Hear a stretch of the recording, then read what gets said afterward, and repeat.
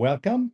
My name is Marc Steben. I'm very happy to have you at this session at the Complex Case Clinic.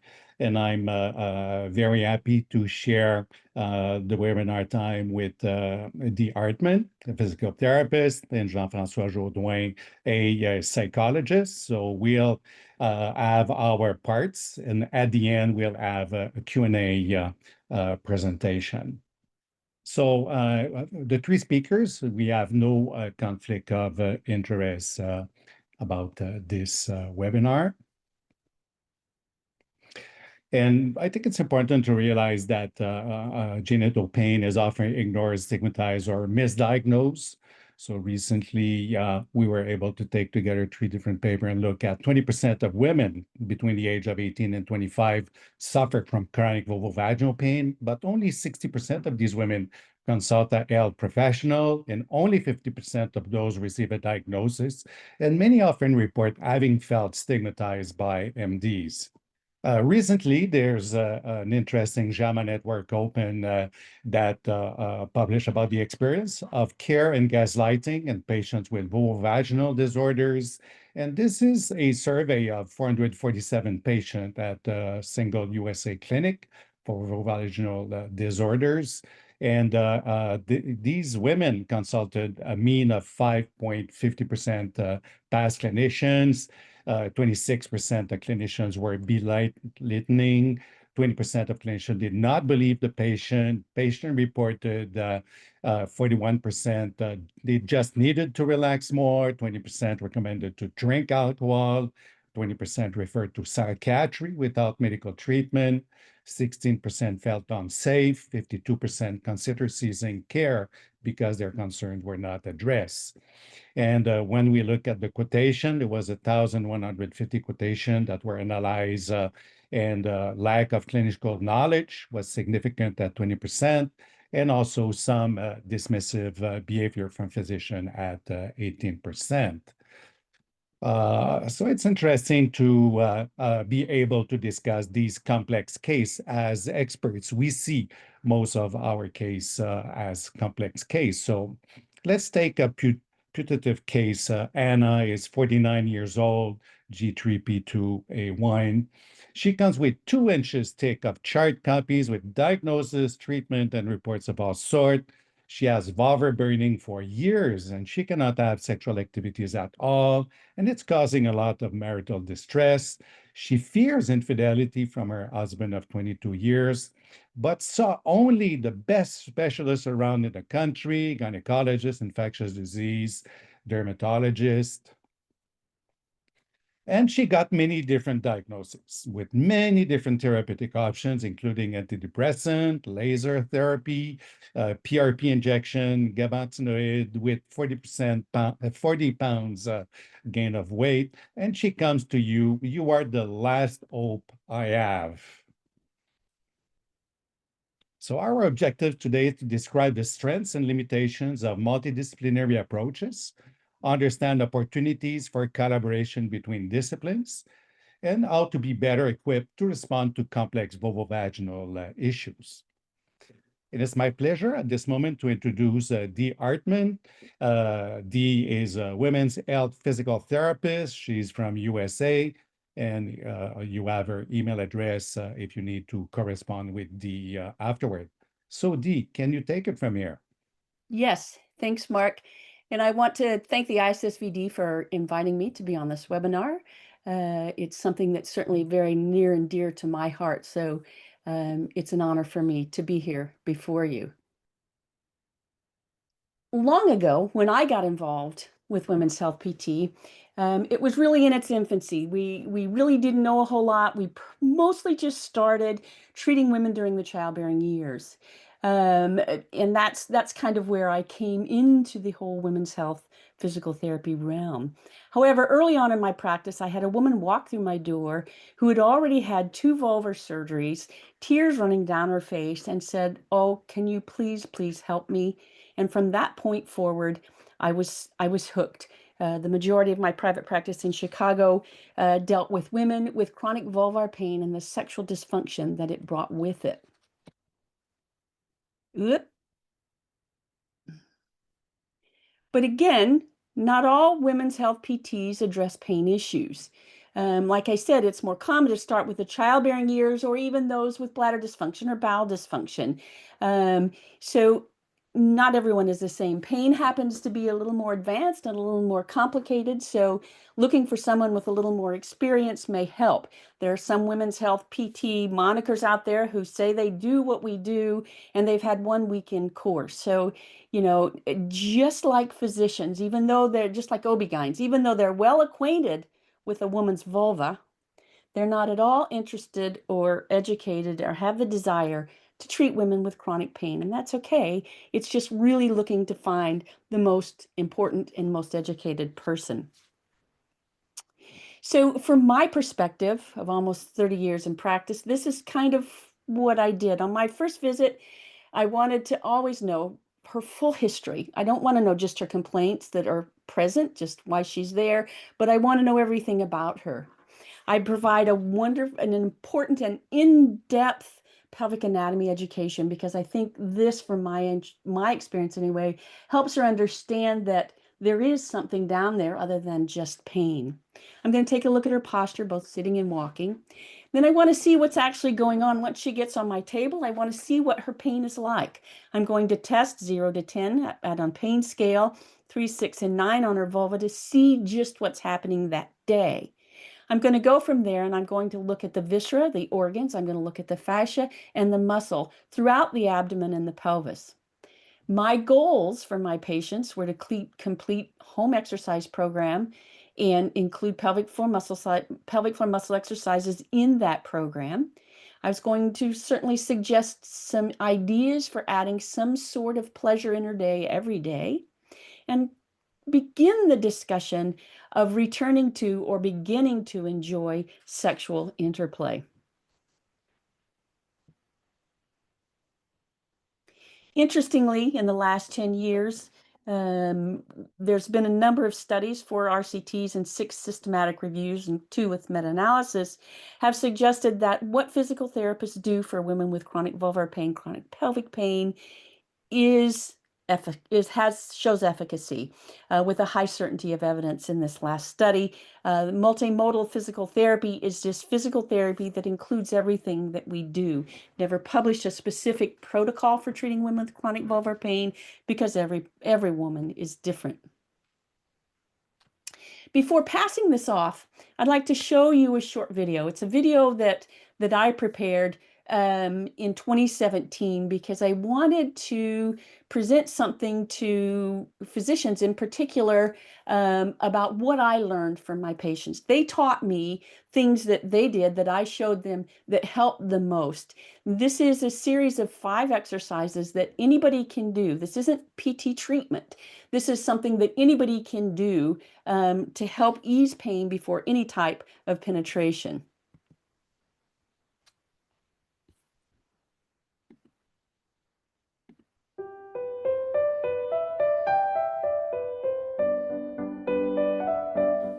Though pelvic floor muscle dysfunction appears to be a primary driver of chronic vulvar pain, it is possible that the muscular dysfunction is secondary to abnormal tension in the surrounding abdominal and pelvic viscera, fascia, and muscle. Together, these abnormal physical findings make internal assessment, whether digital or with the speculum, painful, difficult at best, or oftentimes impossible. This video will introduce 5 simple patient activities that can be used prior to intravaginal examination. Those activities include deep lateral diaphragmatic breathing, self-stretching of the lower abdominal wall, bilateral stretching of the deep hip muscles, active bridging, and active pelvic floor muscle mobilization. 3 women with chronic vulvar pain, Kathy, Holly, and Lisa, were assessed prior to and following instruction and completion of these activities. 0 to 10. If 0 is no pain, 10 is the worst pain ever. What does this feel like? Give me a number. Like a 6 or 7. 6 or 7. And this is right at the bottom. This is right at the posterior fourchette.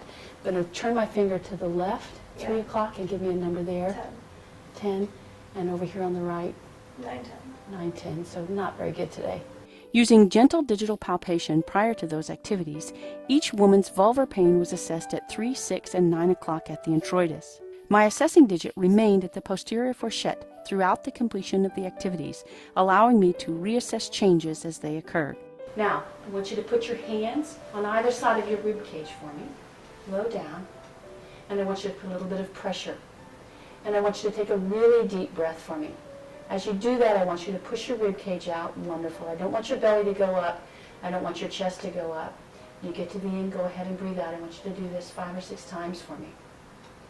And as you do that, your diaphragm goes down to pull the air in. And physiologically, as that happens, that's a transfers pressure down from the respiratory diaphragm all the way down to where my finger is. My finger's still where it was. I'm going to move it just a little bit. I'm still at that 6 o'clock spot. How does it feel now? A lot better. Can you give me a number?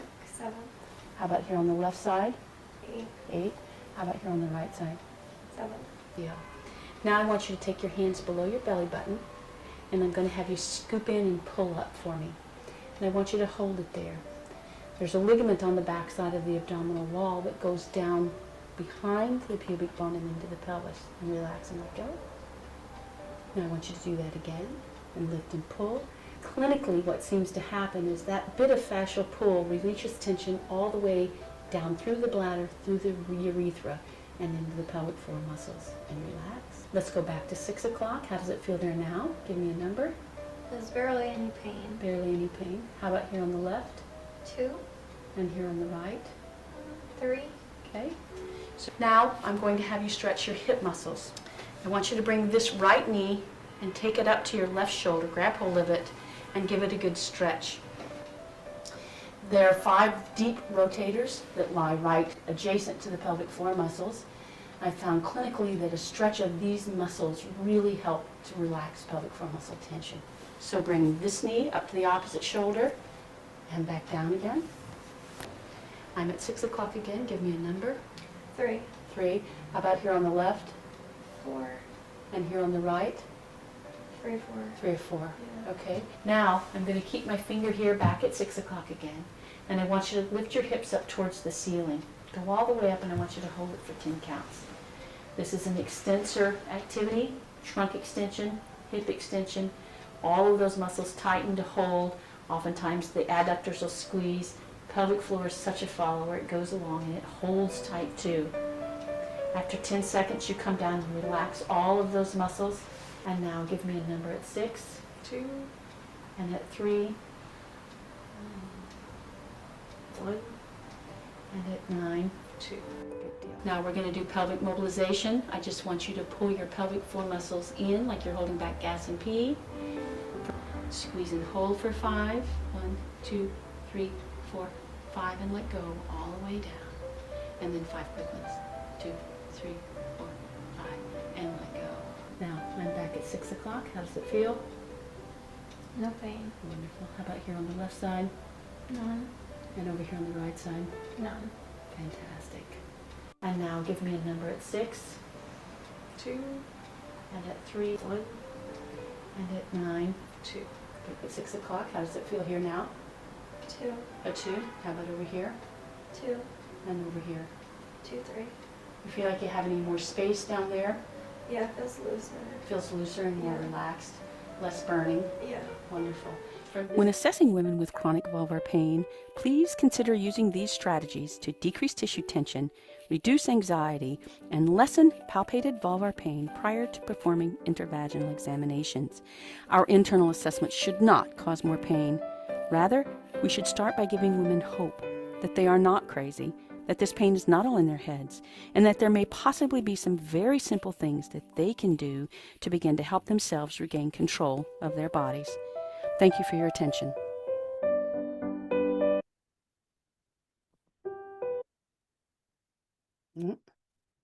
So Anna, what would I do for Anna?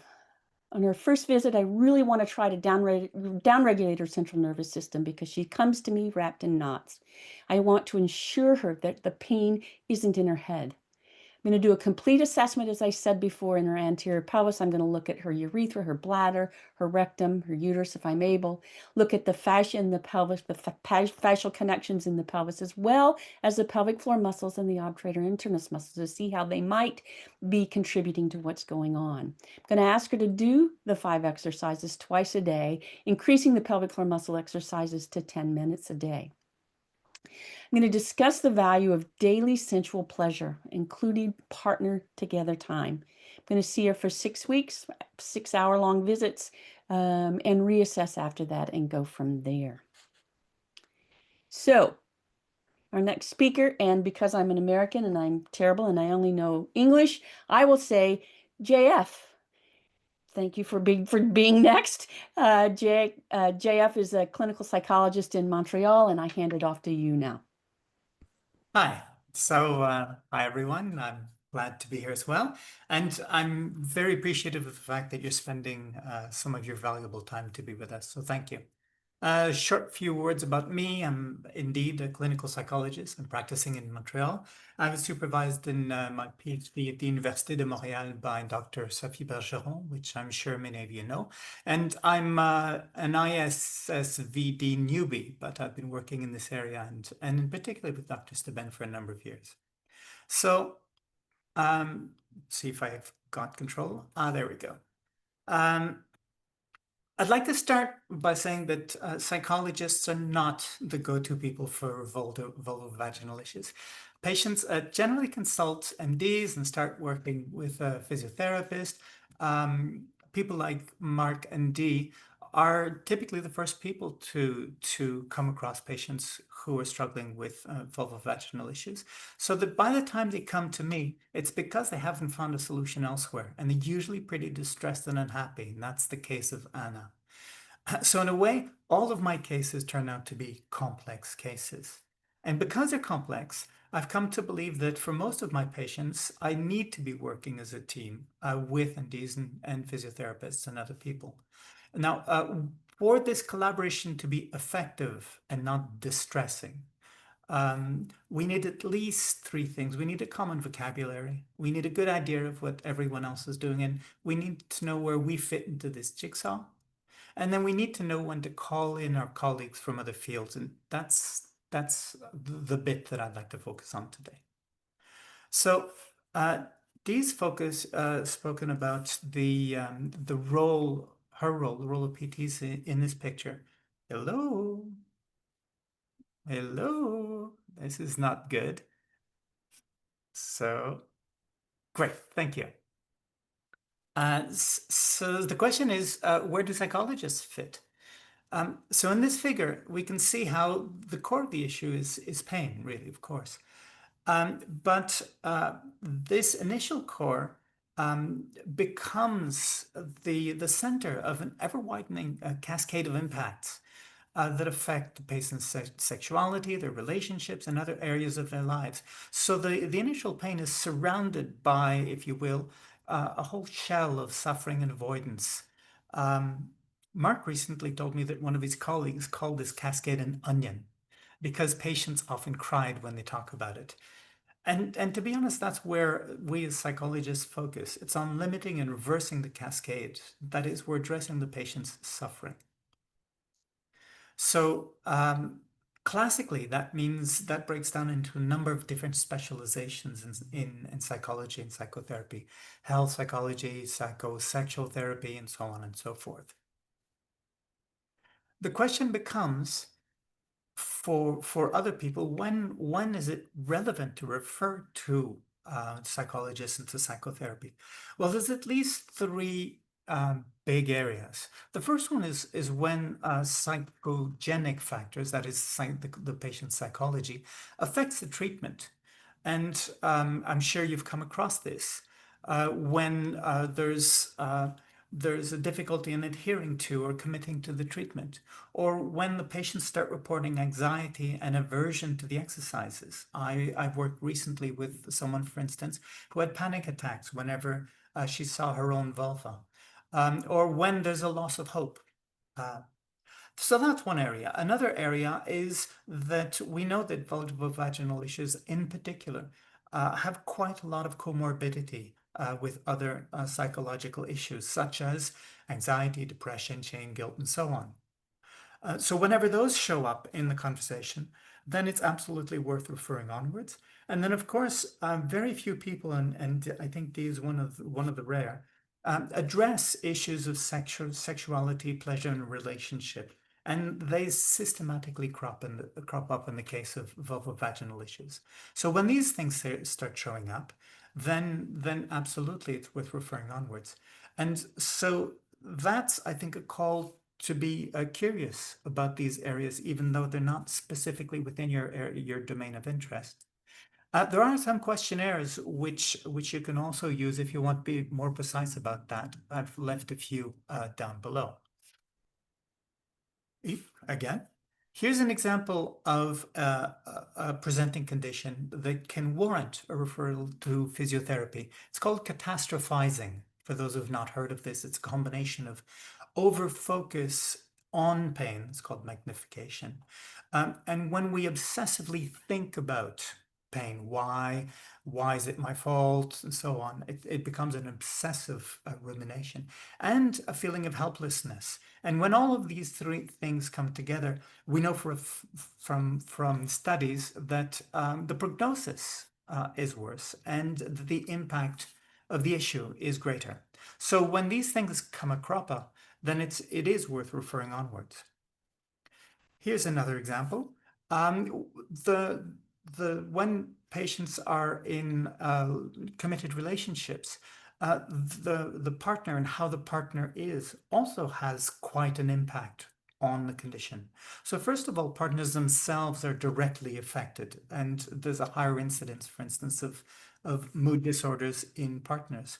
Secondly, they contribute to how the patient lives and experiences their own issue in the way that they're responding. Either they're negative or they're supportive. And then finally, in many cases, partners can be, if you will, recruited into being working partners in the work, whether that's a physiotherapeutic work or in the world of psychotherapy. So as psychotherapists, we have many different ways of working. Classically, I'll just make sure that the person is indeed seeing someone from the world of physical health. And then I'll either work or work individually or in couple therapy or in group therapy. And I find often that a combination of that is really helpful because each addresses things more specifically. Having trouble with the PowerPoints today. So regardless of which modality we're going about, there are at least these 4 sets of goals that we have with the patients. The first one is really around education. There's distressing amounts of misinformation and inaccuracies and some myths that we have to bust for people to be able to work effectively with their issues. One of the most frequent, for instance, is this terrible belief that sexual pain is just part of the woman's condition, feminine condition. We work very specifically with pain. So we work on reducing that onion that I've been talking about. Then we also work very specifically with issues around intimacy and sexuality and a return to pleasure. I'll say more about that in a minute. And then finally, well, in parallel, we also address things like the comorbid distress and disorders of anxiety, depression, shame, guilt, so on. So there's quite a lot that we are doing very actively as psychotherapists in this field. And here are some examples of the kind of interventions we would do very specifically when we're working around sexuality and relationships. Well, back to knowing, there's a lot about expanding our definition of sex. A lot of people come in with a very meat and potatoes view of sex where there's a little bit of a preliminary and then we're right into the meat of penetrative sex and orgasm. So there's a lot around widening that space out to include a focus around pleasure and intimacy and to increase the repertoire of sexual behavior so that the focus is not quite so much on what hurts. There's a lot around better knowing ourselves. And for that, there's a lot of recommending exercises around self-discovery and directed masturbation. When there's a partner, we do a lot of work around returning to partnered sex and pleasure, and a return to intimacy. So exercises such as sensate focus and mindful sex come into play. And for a lot of people, these conditions are chronic. So there is a lot of work around recognizing what works and what doesn't in sex and helping the patients adjust their sexuality so that it is better for them. Now, about Anna, when I read this case, the things that struck me were how Anna has had a hard time of our community, and how much we need to rebuild a positive and attractive experience for Anna, and that means ungaslighting. That means recognizing that she is in pain, that she does have distress. It means working towards a clear way forwards for her in both in a psychotherapeutic way, but also as a team with other health professionals. And that means effectively coordinating with them, something that clearly hasn't been present in her past. I also read a lot around the relational situation. She has a lot of distress. She has a fear of infidelity, not marital distress twice, but I imagine a lot of guilt. And of course, sex is a problem. So there is something around focusing on sex and relationship with Anna. And that brings the question of perhaps the partner can join. Now handing the ball back to Marc.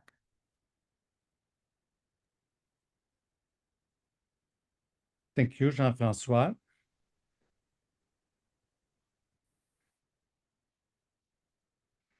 So going back to Anna, we remember her case with the many diagnosis, treatment, and lack of follow-up.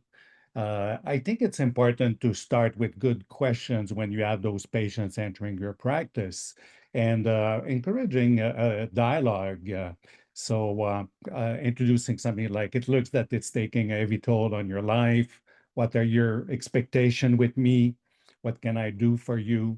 These patients sometimes think that we have magic wands or we have magic powers. So it's good to set the expectation from the start.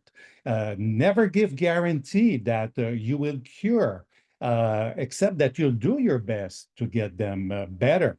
And being cured can be a rare bonus. It explains that you see many patients that have recurrent or persistent disease, a significant percentage of people you see, because this is the nature of their condition. It's going to be there. It's not the disease that will go away like gonorrhea. You get that shot in the buttock and it's gone. And for these conditions, frequently you need chronic or prophylactic treatment that is necessary to control their issues. So there are complex cases also that come with complex diagnosis process. Desquamative inflammatory vaginitis, you need a combination of a good lab that can do the cytology and the wet mount together to get the diagnosis. Some diseases are very rare. I've seen one case of Beset. So we have less expertise, and maybe your lab has less expertise in reading the biopsies. Some diseases are not yet recognized yet as a specific disease. And we look backward 10 year, 20 year before, and we see that some disease did not have a name. We knew there was something wrong, but it did not have a name. It did not have a treatment. And also to recognize that there are people that are coming to you that have multiple diagnoses that are embedded, and they don't have a single diagnosis. They have multiple diagnoses. Some may come from the one diagnosis, but sometimes they're not lucky. They have an infection, they have a dermatosis, and they have an autoimmune disease. So you can have someone also with a superimposed new diagnostic over a previously well-controlled diagnostic. And there's also disease with no clear gold standard diagnosis or treatment. So chronic condition needs chronic therapy. And sometimes people go into this cycle of negation. No, I have something, it must be treatable. You're the expert. You should have a miracle for me. And it's good to explain that some conditions will need prophylactic therapy, maybe not on a daily basis, but on a weekly basis. Compliance also is needed and should be checked on a regular basis. And sometimes I look at the electronic record we have in Quebec province to check for compliance. So people, instead of doing on a regular basis, will take as needed. And of course, as needed sometimes makes breakthrough symptomatology more difficult to control. A lot of people also are taking over-the-counter therapies that are also recommended by the pharmacists, and we don't assess, but some of these over-the-counter therapies can bring intolerance or can bring allergy or can have a side effect or can mingle with your therapeutic plan. Also, a lot of people are taking natural therapies. They're seen as safe. Mother Nature is on our side. And some of these natural therapy will induce local or systemic side effect. And they see natural therapy as being outside of the physician interest and they don't discuss. But it's noted that 50% of people with chronic condition will go with natural therapies. And sometimes treatment will help for some aspect, but not all. In this case, we can believe that Anna is something in the sphere of vulvodynia. And we know that vulvodynia, very rarely one pill will suffice to treat them. Sometimes it's a treatment given by different health experts that will help. And sometimes pharmaceutical treatment will help. And sometimes it will give limited success, like it's going to be very good for this, it's not very good for that. Then you can build on the limited success. So frequently, when a single pill does not treat all the symptoms, we're tended to stop everything and to try something else instead of building on the limited success. And be aware of the adverse event because adverse events sometimes can be addressed. But if they're not addressed, the treatment will be ceased and you're not necessarily be sure. And of course, again, in this case, be sure that it's not a 2+ diagnosis situation for your patient. So I also prefer to see patients in a relationship. So we have to be open to the fact that some women can have sex with men, can have sex with women, can have sex with both sexes. So we need to know exactly what's happening and to include as much as possible the partner, because frequently the partner can say things, I've seen things, I've heard things that they feel is important, but it's not brought by the women at first. Looking at the marital harmony, so everything goes well, except they are in financial problem, but the financial problem will have some effects on anxiety and on the mood. If there's issues in the couple about fear of infidelity, it has to be discussed. And frequently, the partner is very surprised to see that this is an issue that has not been discussed yet, but it's the fear not being able to respond to the need of a partner. You always fear that your partner will go away, will divorce, or will separate. And also, are they consulting together with the spouse in a waiting room or not accompanying? And I do not want the first visit to have both at the same time in the room. But after a while, I will say that I would like to introduce your spouse to the discussion and see how they can partner. And I see sometimes they're very good helper in maintaining the exercise, the pelvic exercise, or the exercise with dilators, vaginal dilators, or starting intercourse with lubricant, not waiting for the pain to occur to go with the lubricant. So I think it's very important when we're able to have the partner in the consultation. Maybe not at all the consultation, but at most. And I think that asking open questions and not fearing the 10 seconds, there will be no answer from the patient. And there are places for open questions, especially when hope seems to be lacking in the person. What do you think is happening? What diagnosis do you think you have? I think sometimes patient would come with very specific ideas, and you're able to deconstruct that false ID she read on the internet, she read on a blog. So it's not your case, because for that case you need to have this. But for a person that looks at the blog, they're looking for any suggestion of a treatment that could help.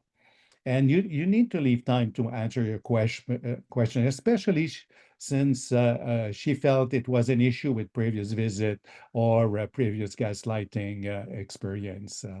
Do you want to discuss an issue you never discussed before, but like to discuss with me? And sometime you can be surprised that it's going to be the first time they discuss about previous abuse in their life, not necessarily sexual abuse, could be physical or psychological, or issues about sex preference. I always thought I was heterosexual, but some ideas. I know a woman I would like to be. So all these discussion need the time and liberty to be discussed in the office. So with Anna, I think it's good to settle our goals. So I talk about the treatment. We'll go for short term, mid-term, and longer term expectation. Talking about the steps-wise treatment plan. You need to see my colleague physical therapist. You need to see my sex therapist. You need to see my psychologist. So a stepwise treatment plan, ensuring a comprehensive approach. And sometimes people will say, no, I don't want to see a psychologist. I'm not crazy. It's not about being crazy. It's to learn that there are therapies that will help get you control on the anxiety, will help you relax, will help you be more into the sexual activities than wandering around what will happen with the pain awaken. Assess our willingness to seek allied health workers' help, including spouse as much as possible, and following up to assess the progression. So one of the things that happen a lot of time, they go to a specialist and they're told, there's nothing I can do for you. That's it, that's all. So they have to go back and restart that long loop of consultation, looking for a person, looking for an appointment, looking for a referral. So setting the agenda rapidly. So very rapidly, I would like to tease Jean-François and Dee about what are frequent blind spots in some specific condition in terms of vulvodynia. Dee, can you talk about a blind spot? The biggest problem that I saw, we got between PT, psych, and surgery, we got pretty good at getting rid of the pain. And we'd get our patients to that point and we'd say, okay, the pain's gone. Now go do it. And they had no idea when it came to being intimate, with having sex, with how to approach it and how to have intercourse. And that was my biggest, that's what I didn't do enough of. I started talking about sex in the 90s. That was always part of our conversation, but they really need much more help than we think when it comes to getting back to whatever sexual pleasures they're looking to have. Jean-François? On my side, I think I have the flip side of that, because people do come to me for intimacy and sex. The limits of the talk-based practice become really evident, because of course we talk, we don't touch. And because we don't touch, we also don't see with our fingers. There's a whole part of the person's experience which, as psychologists, we have no access to, which is their body sensations, the nature of their pain, and where very specifically the pain and how it comes out. So our side is perhaps blind to the body.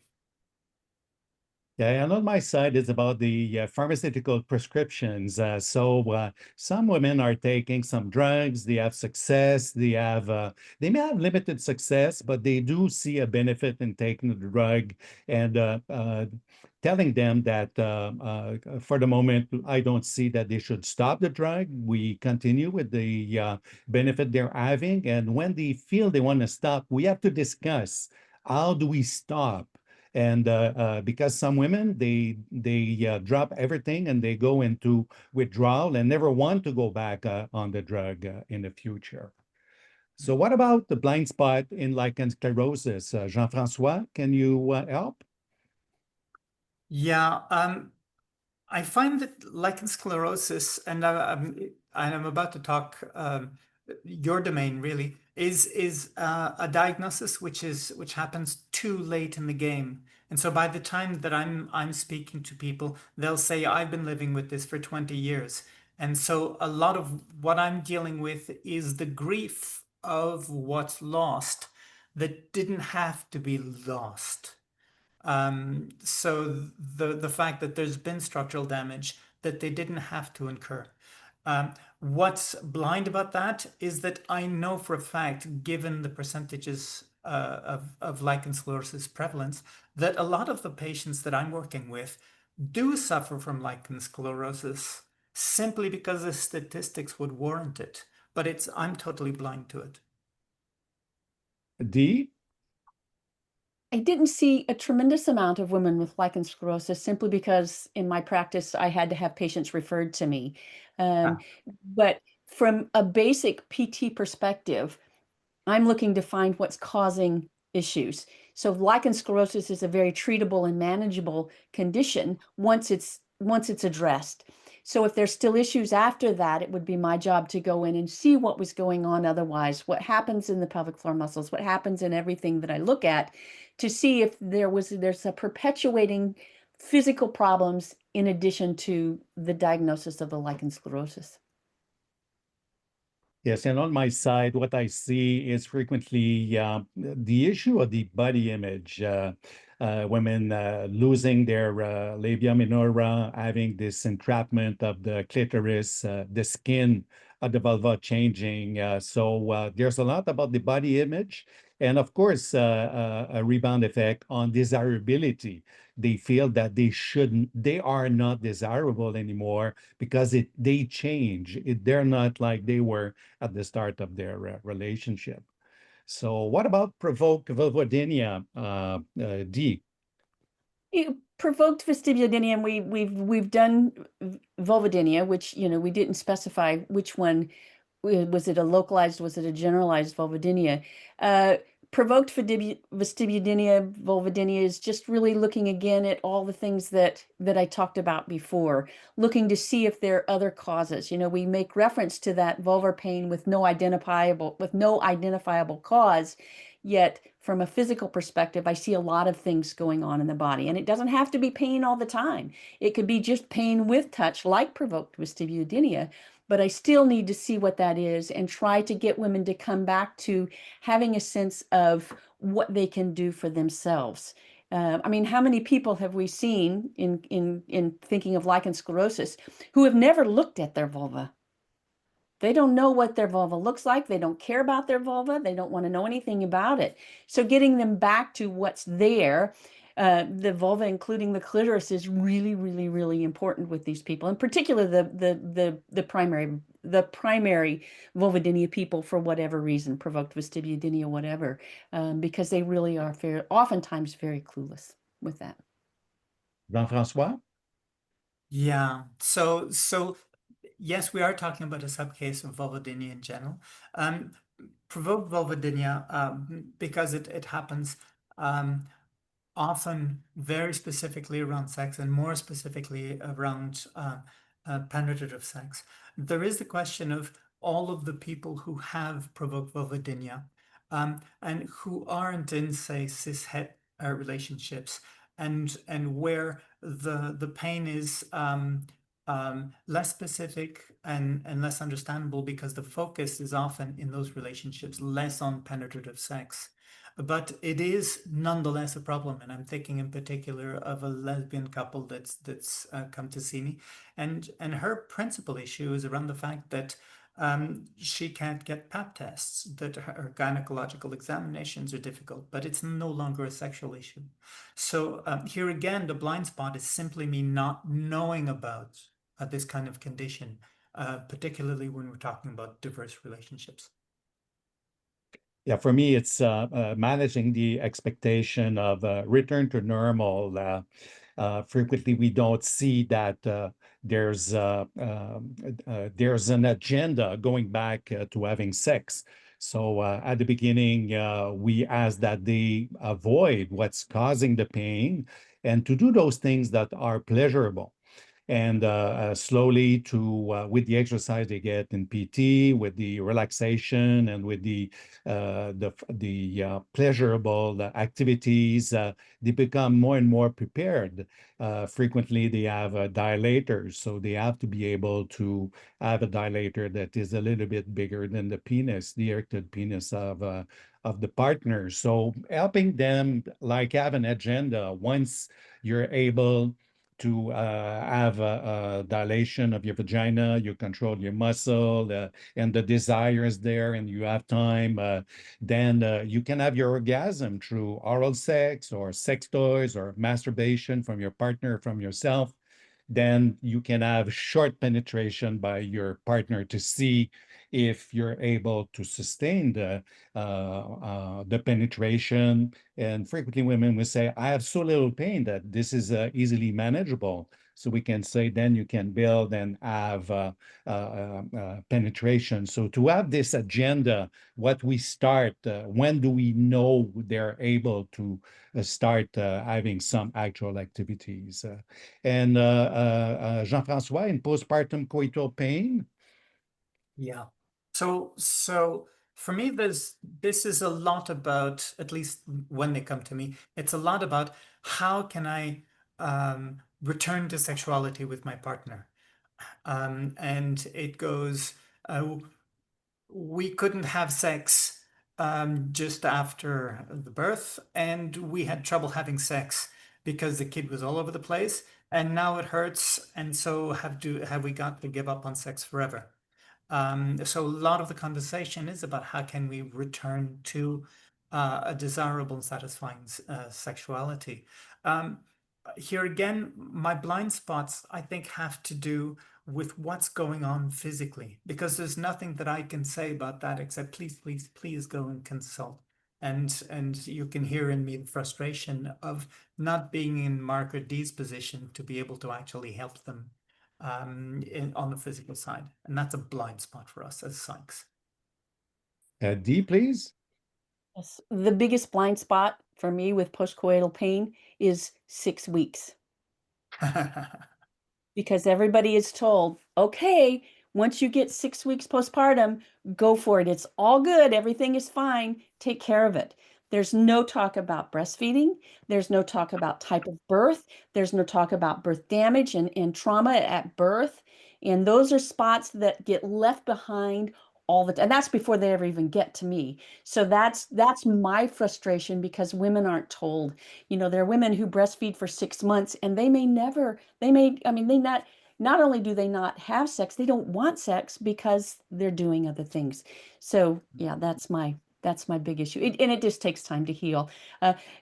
Jeff, I missed having people like you around. We didn't have a lot of psych help when I was in practice in Chicago. So I back at you. It would have been a great help. Thanks. Yeah, and for me with postpartum coital pain is the fatigue. It's written in the face of the woman. I'm fatigued, I'm breastfeeding, the baby's having colic, the ear infection, I had to come back from work to go get the kid. So I think the fatigue, I think it's important that we look at thyroid. We know there's a lot of thyroid adjustment that will occur postpartum, also anemia.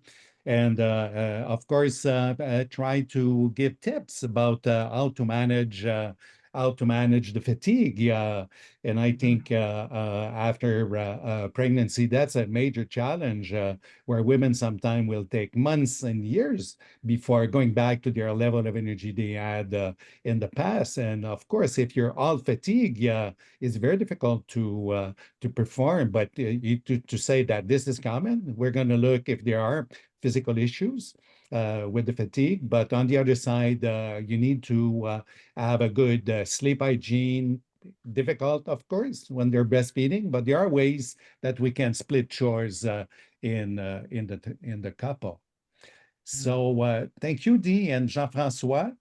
We have some question. There's something about the psychological screening questionnaires, if they're available to post.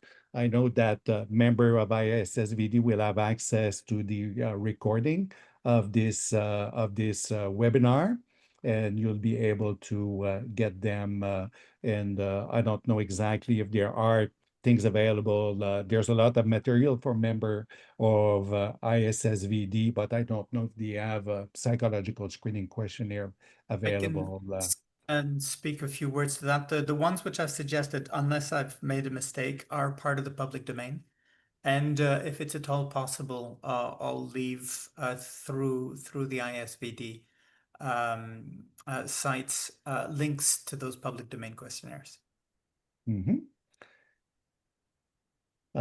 Could you speak to the influence of cultural or religious factor that impact patient symptoms of pain with sex? I have some patients who culturally have learned that women should not enjoy sex or it's for procreation purpose only, and they really struggle with intimacy with their partner. Jean-François, can you start? Happy to take that one. I'd like to separate that out into two parts. So first and foremost, absolutely, there are cultural, religious, and other issues that have a direct impact on sexual pleasure, sexual pain, and the like. I'd like to separate that out into two spaces. One is a space where sexuality, sexual desire, and sexual pleasure is allowable. There are some cultures where that's allowed. There are some religions where that's allowed and where that's a good thing. But there's a lot of shame around my body, my sexuality, and so on. So that's about debunking myth. That's about addressing shame. That's about addressing lack of understanding, lack of knowledge. There are some cultures where sexual pleasure and sexuality is not allowed except for procreative purposes. And then there's a question of I come from an approach where we respect the cultural and religious position of the person that's there. There is a conversation to be held about how the way that they are in their own posture and the way that they approach sexuality can increase their pain. And if their goal is to procreate, then let's see if we can do that without any pain. And therefore, let's see if we can approach this with at least a degree of relaxation and preparedness, which allows them to achieve their goal. From my posture, it would be difficult for me to try and convince them that sex should be pleasurable. That goes against, I think, my respect for people's cultures and religions. Handing that over back to the both of you. Yeah, Dee, any tip? Yeah, and my experience with cultural issues come primarily through women diagnosed with vaginismus. And of those who I saw with vaginismus, with that cultural trauma, if you will, brought their partners with them, which was incredibly helpful because even given their cultural background, whether it was to have sex or not have sex or whatever the case may be, they had support. They supported each other. And even as a physical therapist, that was the most important thing for me when treating these women. And they could get better, but it's tough. It's tough. It's tough. Yeah, for myself, I think that seeing the partner was always very interesting because if the woman is so inhibited from the way she was raised, most likely the man was raised in the same fashion. So I do support that they go back into therapy together. And, in the meantime, discover a little bit about intimacy, hugging, little kiss here and there, and nice comments about the partner. And I see a lot of men very happy to be talked because they come to the clinic, the woman talks, the guy is next and feel guilty about all the what the wife is talking about. But being told that I suggest that you consult both so you can get the same answer for the same clinician, and you have exercise you can do together. And I'm very surprised because I work with a refugee group and a group that does research about genital mutilation. And what I saw are people that are very, this is normal for people from Quebec. We're going to do it. We want to do it as women here. We'll do it as couple here. Will do. And I think it's important we say, please, if I insult you with my words or there's something that you don't feel appropriate, please tell me. I don't want to hurt you, but sometimes I don't know exactly where's your limit.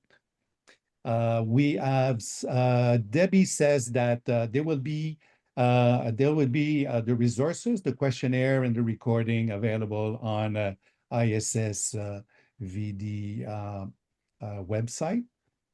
There's also discussion Ian Bissonnette posted about women that are breastfeeding Thank you, and having those atrophic syndrome of lactation. And of course, I would not refrain from suggesting localized therapy with tablets of estradiol in the vagina. So thank you, Ion, for the remark. But some of these women need also an assessment to see if there's something else, if they're having problems. So a lot of women are told about the lubricant, but they're not told to take them from the beginning, because if they wait to have pain to put the lubricant, the spirit is not there anymore. So it's difficult for them to go back into sexual activity. I don't know if this is allowed. I'm sorry, are you finished, Mark? I'm sorry. No, go, Dee. Go, please. I don't know if this is allowed or not, but I co-authored a book, The Pleasure Prescription, A Surprising Approach for Healing Sexual Pain. And we talk all about finding your own pleasure first and figuring out your body, sensual pleasure leading into sexual pleasure, and then talk about communication, touch, and consent at the end of the book. It's available on Amazon, and I think that for so many people, if they don't have access, as I'm in the middle of Central Illinois and there's little to nothing, that may at least be something to give them a little bit of hope, whatever the diagnosis is. Yeah, many questions about your video. Is the video available somewhere in the It book? is, and yeah, and Boshen actually in the chat posted it's on YouTube. If you go to YouTube and type in my name, Dee Hartmann PT, DPT, or if you just send me an email at healthyexp@gmail, I'll be happy to send you the link as well as the instruction sheet for the video. It's been viewed over 14,000 times on YouTube, which I'm very happy to say. And I'm pleased to be able to share that with everyone. Oh, thank you, Dee. Last word, Dee? We have so much work to do, and there's so many women out there who are suffering. I'm no longer in clinical practice, but it warms my heart when I see how many are and are continuing to come into the realm of treating vulvar and sexual pain. It does my heart good. Jean-François? Just a lot of gratitude for this kind of a multidisciplinary conversation. It's so needed for us to be working together rather than siloed, and so grateful that there are so many people from so many different places attending this conversation. So thank you very much. Yes, and I would like to finish by thanking ISSVD to have the open mind of getting these non-traditional gynecological expert to discuss and to see that these webinar will be made available around Earth, because I don't think this is a problem solely of United States or Canada or Europe. I think that this is something that happens around the world. So thank you, Jorge, for your Yes, technical support. Thank you, Debbie, for helping organize and publicize this. And it will be on the website, the material and the webinar. And looking forward, all of you, to meet you at one of the ISSVD meeting. Yes. The next one, September 12th, 13th of September in Chicago. And after that, the meeting that will be next year in Halifax, Canada, July. in Yes. July. July. So Yes. thank you very much, everyone. Thank you. Thank you, everyone. Stay well. Take care. Bye-bye. Bye.